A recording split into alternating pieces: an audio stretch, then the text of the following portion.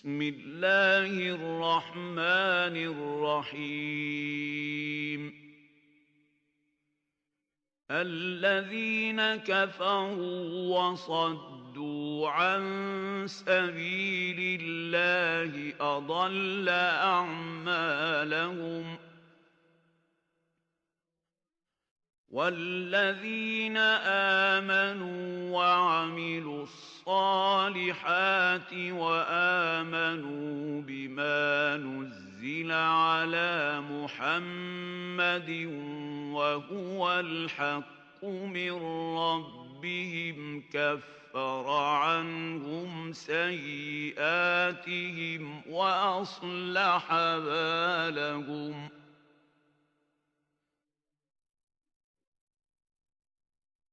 ذلك بأن الذين كفروا اتبعوا الباطل وأن الذين آمنوا اتبعوا الحق من ربهم كذلك يضرب الله للناس أمثالهم. அத்தியாயம் முஹம்மது மதீனாவில் அருளப்பட்டது. வசனங்கள் 38. அளவிலா கருணையும் இணையிலா கிருபையும் உடைய அல்லாஹுவின் திருப்பெயரால். எவர்கள் சத்தியத்தை நிராகரித்தார்களோ மேலும் அல்லாஹுவின் வழியை விட்டு தடுத்தார்களோ அவர்களின் செயல்களை அல்லாஹு வீணாக்கிவிட்டான்.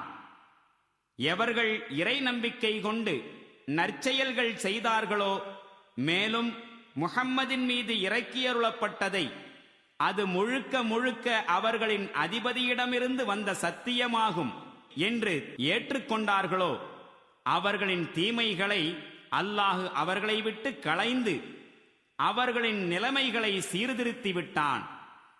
இதற்கு காரணம் நிராகரிப்பாளர்கள் அசத்தியத்தை பின்பற்றினார்கள். ஆனால் இறை நம்பிக்கையாளர்களோ தங்களின் இறைவனிடமிருந்து வந்த சத்தியத்தை பின்பற்றினார்கள். இவ்வாறு அல்லாஹு மக்களுக்கு அவர்களின் சரியான அந்தஸ்தை காண்பித்துக் கொடுக்கின்றான். فَإِذَا لَقِيتُمُ الَّذِينَ كَفَرُوا فَضَرْبَ الرِّقَابِ حَتَّى إِذَا أَثْخَنْتُمُوهُمْ فَشُدُّوا الْوَثَاقَ فَإِمَّا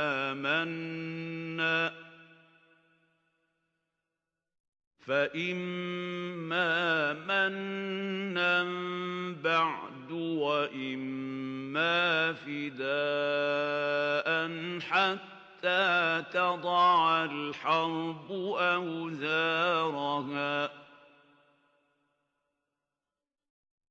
ذَلِكَ وَلَوْ يَشَاءُ اللَّهُ لَانتَصَرَ مِنْهُمْ وَلَكِنْ لِيَبْلُوَ بَعْضَكُمْ بِبَعْضٍ وَالَّذِينَ قُتِلُوا فِي سَبِيلِ اللَّهِ فَلَنْ يُضِلَّ أَعْمَالَهُمْ سيهديهم ويصلح بالهم ويدخلهم الجنة عرفها لهم. எனவே இறை நிராகரிப்பாளர்களை நீங்கள் போரில் சந்திக்க நேர்ந்தால் முதல் வேலை கழுத்துகளை வெட்டுவதுதான். அவ்வாறு அவர்களை நீங்கள் முற்றிலும் அடக்கி ஒடுக்கிவிட்டால் கைதிகளை இறுக்கமாக கட்டிவிடுங்கள். அதன் பிறகு அவர்களின் மீது நீங்கள் கருணை காட்டலாம் அல்லது ஈட்டுத்தொகை பெறலாம். உங்களுக்கு இதற்கான உரிமை இருக்கிறது. போர் ஓயும் வரையில் இதுதான் நீங்கள் செய்ய வேண்டிய பணி. அல்லாஹு நாடியிருந்தால் அவனே அவர்களுக்கு பதிலடி கொடுத்திருப்பான். ஆயினும் இந்த வழியை அவன் மேற்கொண்டது உங்களில் சிலரை வேறு சிலரை கொண்டு சோதிப்பதற்காகத்தான். மேலும் எவர்கள் அல்லாஹுவின் பாதையில் கொல்லப்படுவார்களோ அவர்களின் செயல்களை அல்லாஹு ஒருபோதும் வீணாக்கிவிட மாட்டான். அவன் அவர்களுக்கு வழிகாட்டுவான், அவர்களின் நிலைமையை சீர்படுத்துவான். மேலும் எந்த சுவனத்தை அவர்களுக்கு அறிமுகப்படுத்தி வைத்திருக்கின்றானோ அந்த சுவனத்தில் அவர்களை நுழைவிப்பான். يا أيها الذين آمنوا إن تنصروا الله ينصركم ويثبت أقدامكم والذين كفروا فتعسا لهم وأضل أعمالهم ذلك بأنهم كرهوا ما أنزل الله فأحبط أعمالهم أفلم يسيروا في الأرض فينظروا كيف كان عاقبة الذين من قبلهم دمر الله عليهم وللكافرين أمثالها ذلك بأن الله مولى الذين آمنوا وأن الكافرين لا مولى لهم إن الله يدخل الذين آمنوا وعملوا الصالحات جنات تجري من تحتها الأنهار والذين كفروا يتمتعون ويأكلون كما تأكل الأنعام والنار مثوى لهم.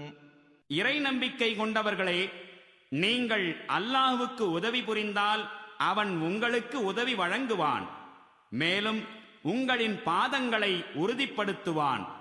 ஆனால் யார் நிராகரித்தார்களோ அவர்களுக்கு அழிவுதான். மேலும் அல்லாஹ் அவர்களுடைய செயல்களை பயனற்றதாக்கி விட்டிருக்கின்றான். அதற்கு காரணம் அல்லாஹ் இறக்கி வைத்ததை அவர்கள் வெறுத்தார்கள். எனவே அல்லாஹ் அவர்களின் செயல்களை வீணாக்கிவிட்டான்.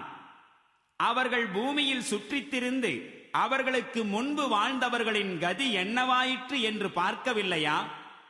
அவர்களுக்குரிய அனைத்தையும் அவர்களுக்கு எதிராகவே அல்லாஹ் திருப்பிவிட்டான். மேலும் இதை போன்ற விளைவுகள்தாம் இந்த நிராகரிப்பாளர்களுக்கும் நிர்ணயிக்கப்பட்டுள்ளன.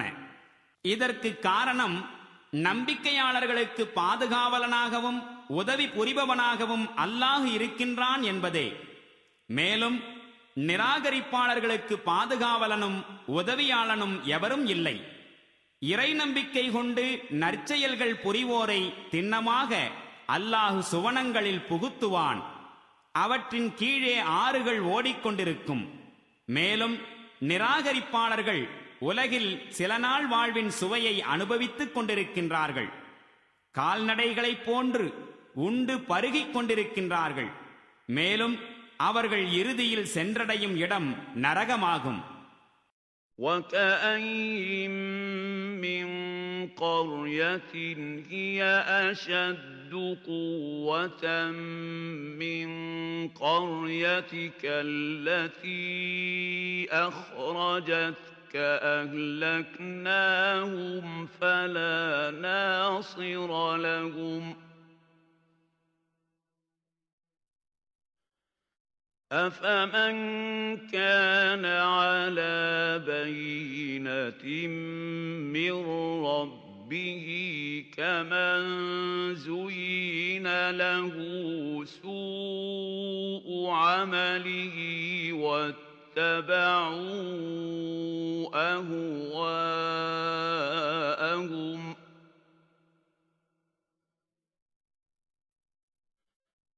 مثل الجنة التي وعد المتقون فيها أنهار من ماء غير آسن وأنهار من لبن لم يتغير طعمه وأنهار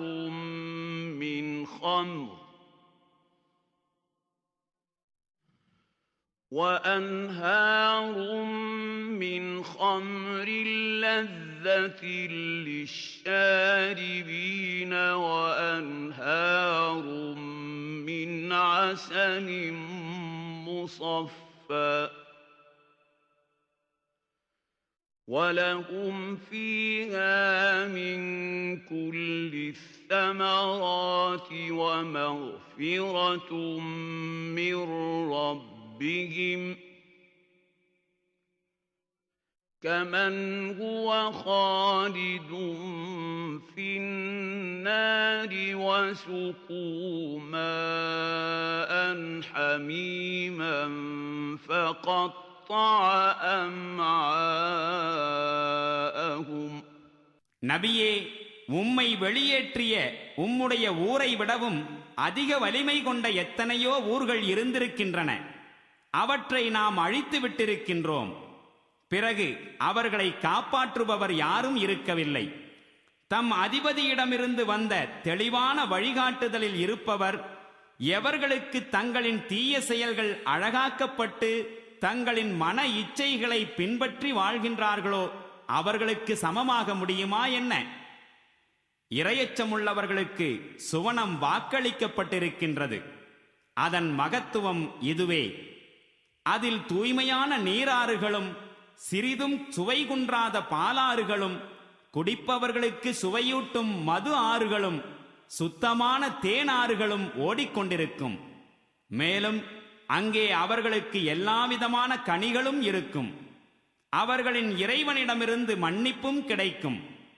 இத்தகைய சுவனபாக்கியத்தை பெறும் மனிதர்களுக்கு நரகத்தில் நிரந்தரமாக வீழ்ந்து கிடந்து கொதிக்கும் நீர் புகட்டப்பட்டு குடல்களெல்லாம் துண்டு துண்டாக்கப்படுகின்றவர்கள் ஒப்பாவார்களா? وَمِنْهُمْ مَنْ يَسْتَمِعُ إِلَيْكَ حَتَّى إِذَا خَرَجُوا مِنْ عِنْدِكَ قَالُوا لِلَّذِينَ أُوتُوا الْعِلْمَ مَاذَا قَالَ آنِفًا أُولَئِكَ الَّذِينَ طَبَعَ اللَّهُ عَلَى قُلُوبِهِمْ وَاتَّبَعُوا أَهْوَاءَهُمْ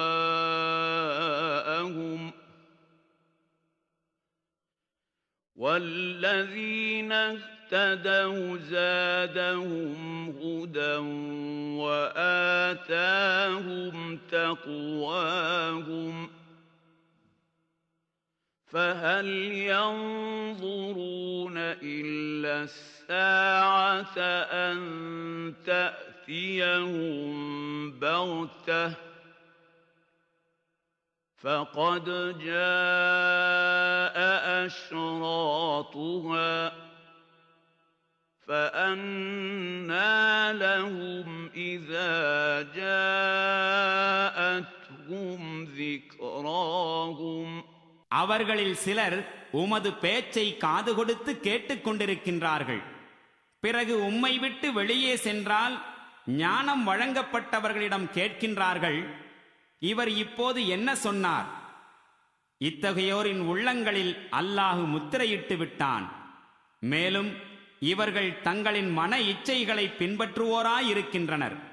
ஆனால் எவர்கள் நேர்வழி பெற்றிருக்கின்றார்களோ அவர்களுக்கு அல்லாஹ் நேர்வழியில் இன்னும் அதிக முன்னேற்றத்தை அளிக்கின்றான். அவர்களுக்குரிய இறையச்சம் எனும் தன்மையையும் அவர்களுக்கு வழங்குகின்றான். என்ன, இந்த மக்கள் மறுமை நாள் தங்களிடம் திடீரென வந்துவிட வேண்டும் என்றுதான் எதிர்பார்க்கின்றார்களா? அதன் அடையாளங்கள் வந்துவிட்டனவே.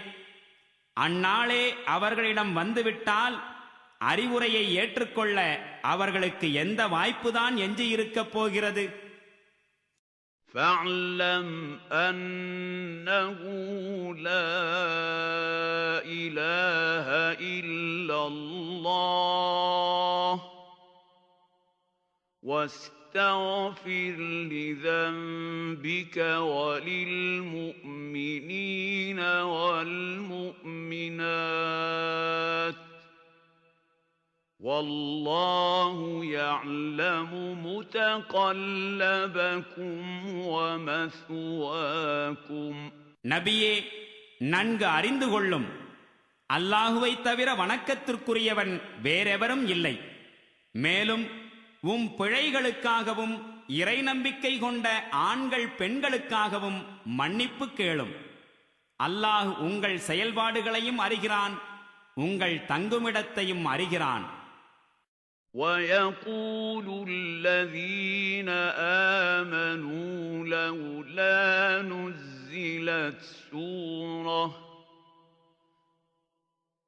فَإِذَا أُنزِلَتْ سُورَةٌ مُحْكَمَةٌ وَذُكِرَ فِيهَا الْقِتَالُ رَأَيْتَ الَّذِينَ فِي قُلُوبِهِم مَّرَضٌ يَنظُرُونَ إِلَيْكَ نَظَرَ الْمَغْشِيِّ عَلَيْهِ مِنَ الْمَوْتِ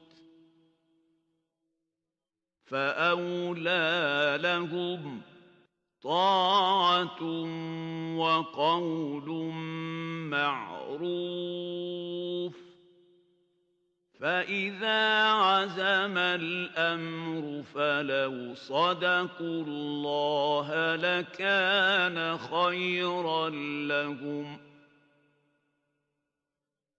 فَهَلْ عَسَيْتُمْ إِن تَوَلَّيْتُمْ أَن تُفْسِدُوا فِي الْأَرْضِ وَتُقَطِّعُوا أَرْحَامَكُمْ أُولَٰئِكَ الَّذِينَ لَعَنَهُمُ اللَّهُ فَأَصَمَّهُمْ وَأَعْمَىٰ أَبْصَارَهُمْ. போர் புரியும்படி ஆணையிடும் ஓர் அத்தியாயம் எதுவும் ஏன் இறக்கியருளப்படுவதில்லை என்று இறை நம்பிக்கையாளர்கள் கேட்டுக்கொண்டிருந்தார்கள். ஆனால் போர் பற்றி கூறப்பட்ட உறுதியான ஓர் அத்தியாயம் இறக்கியருளப்பட்ட போது உள்ளங்களில் பிணி இருந்தவர்கள் மரணத்தால் சூழப்பட்டவன் பார்ப்பதைப் போன்று உம்மை பார்த்ததை நீர் கண்டீர். அந்தோ அவர்களுடைய நிலை பரிதாபத்திற்குரியதுதான். கீழ்ப்படிந்தோம் என்று ஒப்புக்கொள்வதும் நல்ல நல்ல சொற்கள் பேசுவதும் அவர்களின் உதட்டளவில்தான் உள்ளன. திட்டவட்டமான கட்டளை கொடுக்கப்பட்ட போது அல்லாஹுவிடம் அவர்கள் அளித்த வாக்குறுதியில் உண்மையானவர்களாய் அவர்கள் நடந்திருந்தால் அது அவர்களுக்கு நல்லதாய் இருந்திருக்கும். இனி இது தவிர வேறெதையும் உங்களிடமிருந்து எதிர்பார்க்க முடியுமா? நீங்கள் பின்வாங்கிச் செல்வீர்களாயின் பூமியில் நீங்கள் மீண்டும் அராஜகம் விளைவிப்பீர்கள் என்பதையும், மேலும் நீங்கள் பரஸ்பரம் உங்கள் உறவுகளை துண்டித்து விடுவீர்கள் என்பதையும் தவிர இத்தகையோரை அல்லாஹ் சபித்து விட்டான். மேலும் அவர்களை செவிடர்களாயும் குருடர்களாயும் ஆக்கிவிட்டான். أَفَلَا يَتَدَبَّرُونَ الْقُرْآنَ أَمْ عَلَى قُلُوبٍ أَقْفَالُهَا إِنَّ الَّذِينَ ارْتَدُّوا عَلَى أَدْبَارِهِم مِّن بَعْدِ مَا تَبَيَّنَ لَهُمُ الْهُدَى الشَّيْطَانُ سَوَّلَ لَهُمْ وَأَمْلَىٰ لَهُمْ ذلك بأنهم قالوا للذين كرهوا ما نزل الله سنطيعكم في بعض الأمر والله يعلم إسرارهم فكيف إذا توفتهم الملائكة يضربون وجوههم وأدبارهم ذلك بأنهم اتبعوا ما أسخط الله وكرهوا رضوانه فأحبط أعمالهم. இவர்கள் குர்ஆனை சிந்தித்து பார்க்க வேண்டாமா? அல்லது அவர்களின் இதயங்கள் மீது பூட்டுகள் போடப்பட்டிருக்கின்றனவா? உண்மை யாதனில் எவர்கள் தங்களுக்கு நேர்வழி தெளிவாகிவிட்ட பின்னர் அதனை புறக்கணித்து சென்று விட்டார்களோ அவர்களுக்கு ஷைத்தான் இந்த நடத்தையை இலகுவாக்கிவிட்டான். மேலும் அவர்களுக்காக பொய்யான எதிர்பார்ப்புகளின் ஒரு படலத்தை நீட்டிக்கொண்டே போகின்றான். ஆகவேதான் அல்லாஹ் இறக்கியருளிய மார்க்கத்தை வெறுப்பவர்களிடம் அவர்கள் கூறிவிட்டார்கள், சில விவகாரங்களில் நாங்கள் உங்களுக்கு கீழ்ப்படிவோம் என்று. அல்லாஹ் அவர்களின் இந்த இரகசிய பேச்சுக்களை நன்கு அறிகின்றான். பின்னர் அவர்களின் முகங்களிலும் முதுகுகளிலும் அடித்தவாறு அவர்களின் உயிர்களை வானவர்கள் கைப்பற்றிக் கொண்டு செல்லும் போது நிலைமை எப்படி இருக்கும்? அதற்கு காரணம் அல்லாஹுவுக்கு கோபமூட்டும் வழிமுறைகளை இவர்கள் பின்பற்றியதும் அவனது உவப்பை பெறும் பாதையை அவர்கள் விரும்பாததும் தான். இதனால் அவர்களின் செயல்கள் அனைத்தையும் அவன் வீணாக்கிவிட்டான். أَمْ حَسِبَ الَّذِينَ فِي قُلُوبِهِم مَّرَضٌ أَن لَّن يُخْرِجَ اللَّهُ أَضْغَانَهُمْ وَلَوْ نَشَاءُ لَأَرَيْنَاكَهُمْ فَلَعَرَفْتَهُم بِسِيمَاهُمْ وَلَتَعْرِفَنَّهُمْ فِي لَحْنِ الْقَوْلِ وَاللَّهُ يَعْلَمُ أَعْمَالَكُمْ وَلَنَبْلُوَنَّكُمْ حَتَّى نَعْلَمَ الْمُجَاهِدِينَ مِنكُمْ وَالصَّابِرِينَ وَنَبْلُوَ أَخْبَارَكُمْ. எவர்களுடைய உள்ளங்களில் பிணி இருக்கிறதோ அவர்கள் தங்கள் உள்ளங்களில் உள்ள குரோதங்களை அல்லாஹ் வெளிப்படுத்த மாட்டான் என்று எண்ணிக்கொண்டிருக்கின்றார்களா என்ன? நாம் விரும்பினால் அவர்களை உமக்கு கண்கூடாய் காட்டித் தந்திருப்போம். அப்போது அவர்களின் முக அடையாளங்கள் மூலம் நீர் அவர்களை அறிந்து கொள்வீர். ஏன், அவர்கள் பேசும் தொனியிலிருந்தும் அவர்களை நீர் அறிந்து கொள்வீர்.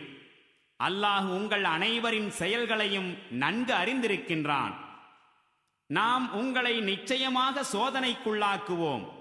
உங்கள் நிலைமைகளை பரிசீலித்து உங்களில் யார் முஜாஹிதுகள், போராளிகள், நிலைகுலையாது துணிச்சலுடன் இருப்பவர்கள் என்பதை நாம் கண்டறிவதற்காக. இன்னல்லதீன கஃபரு வஸத்து அன் சபீலில்லாஹி வஷாக்குர் ரசூல மின் பஅதி மா தபய்யன லஹுமுல் ஹுதா லன் யதுர்ருல்லாஹ ஷைஆ وَسَيُحْبِطُ أَعْمَالَهُمْ. எவர்கள் நேரிய வழி தங்களுக்கு தெளிவாகிவிட்ட பிறகு நிராகரிக்கவும் அல்லாஹுவின் பாதையை விட்டு தடுக்கவும் தூதரை கடுமையாக எதிர்க்கவும் செய்தார்களோ அவர்களால் உண்மையில் அல்லாஹுவுக்கு எவ்வித தீங்கும் இழைத்திட முடியாது. மாறாக அல்லாஹ் அவர்களுடைய செயல்கள் அனைத்தையும் பாழாக்கி விடுவான். يا أيها الذين آمنوا أطيعوا الله وأطيعوا الرسول ولا تبطلوا أعمالكم إن الذين كفروا وصدوا عن سبيل الله ثم ماتوا وهم كفار فلن يغفر الله لهم فلا تهنوا وتدعوا إلى السلم وأنتم الأعلون والله معكم ولن يتركم أعمالكم. இறை நம்பிக்கை கொண்டவர்களே, நீங்கள் அல்லாஹ்வுக்கு கீழ்ப்படியுங்கள், அவனுடைய தூதருக்கும் கீழ்ப்படியுங்கள். மேலும் உங்களுடைய செயல்களை வீணாக்கி விடாதீர்கள். எவர்கள் நிராகரிப்பவர்களாகவும் இறை வழியிலிருந்து தடுக்கக்கூடியவர்களாகவும் இருக்கிறார்களோ, மேலும் நிராகரிப்பிலேயே பிடிவாதமாக இருந்து அதே நிலையில் மரணமும் அடைகிறார்களோ, அவர்களை அல்லாஹ் ஒருபோதும் மன்னிக்க மாட்டான். எனவே நீங்கள் தைரியம் இழந்து விடாதீர்கள், மேலும் சமாதானத்தை கோராதீர்கள்.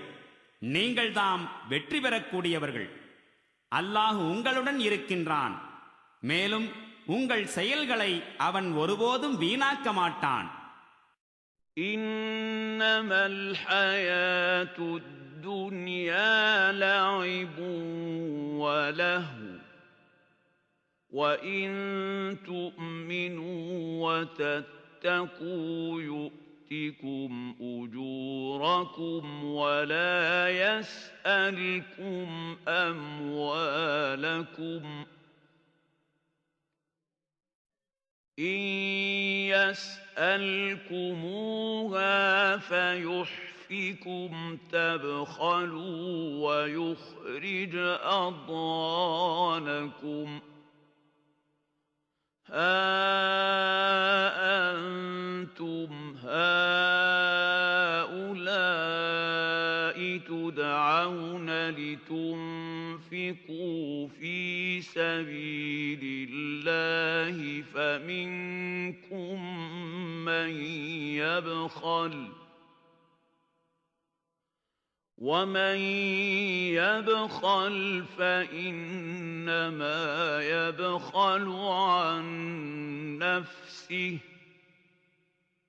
والله الغني وأنتم الفقراء وإن تتولوا يستبدل قوما غيركم ثم لا يكونوا أمثالكم. இந்த உலக வாழ்க்கை விளையாட்டும் வேடிக்கையும் ஆகும். நீங்கள் இறை நம்பிக்கை கொண்டு இறையச்சத்தின்படி வாழ்வீர்களாயின் உங்களுக்குரிய கூலியை அல்லாஹ் உங்களுக்கு வழங்குவான். மேலும் உங்களுடைய செல்வங்களை உங்களிடம் அவன் கேட்க மாட்டான். ஒருவேளை உங்கள் செல்வங்களை உங்களிடமிருந்து அவன் கேட்டால், மேலும் உங்களிடமிருந்து எல்லாவற்றையும் கேட்டால் நீங்கள் கஞ்சத்தனம் செய்வீர்கள். அது நீங்கள் கொண்டிருக்கும் குரோதங்களை வெளிக்கொணரும். இதோ பாருங்கள், அல்லாஹுவின் வழியில் செலவு செய்யுங்கள் என்று உங்களுக்கு அழைப்பு விடுக்கப்படுகின்றது. இவ்விஷயத்தில் கஞ்சத்தனம் காட்டுகின்ற சிலர் உங்களில் இருக்கின்றனர். ஆனால் யார் கஞ்சத்தனம் செய்கிறாரோ அவர் உண்மையில் தன் விஷயத்திலேயே கஞ்சத்தனம் செய்து கொண்டிருக்கிறார். அல்லாஹுவோ தேவைகள் அற்றவன். நீங்கள் தாம் அவன் பக்கம் தேவையுடையோர்களாயிருக்கின்றீர்கள். நீங்கள் புறக்கணித்து விட்டால் அல்லாஹ் உங்களுடைய இடத்தில் வேறு ஒரு சமுதாயத்தை கொண்டு வருவான். மேலும் அவர்கள் உங்களைப் போல் இருக்க மாட்டார்கள்.